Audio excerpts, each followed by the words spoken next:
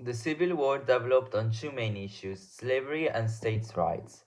The northern states rejected slavery and believed that the US should be an indivisible nation, while the southern ones considered slavery fundamental for the society and they were in favor of United States as a confederation of independent states. The event that started the war came at Fort Sumter in Charleston Bay on April 12, 1861. The Confederacy, composed by the Southern states, claimed the fort as its own, and its army on that day opened fire and forced the fort to lower the American flag in surrender. This action shocked Lincoln, who called out the army to suppress the rebellion.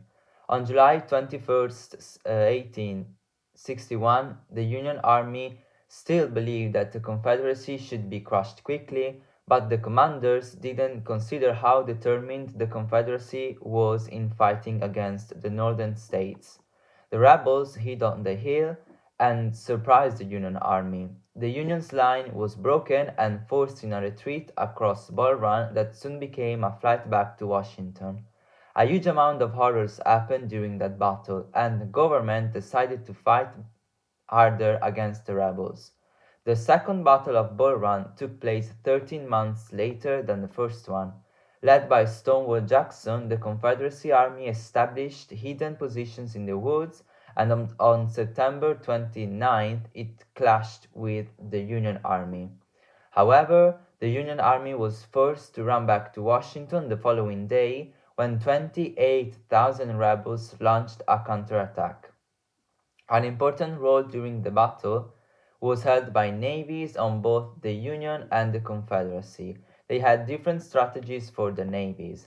The Union's principal goal was stopping supplies transport, block the coastline, and take control over the harbors and rivers. On the other hand, the South tried to keep supplies moving by sea and raid or steal Union ships. But its power was way lower than the Union's one. One big strength of the Union Navy was that crews included farmers, tradesmen, factory workers, immigrants, foreigners, and African Americans that allowed the Navy to increase dramatically in just a bunch of years. After winning at Antietam on September 17, 1862, Lincoln declared the Emancipation Proclamation, which freed all enslaved people in the rebellious states after January 1st, 1863.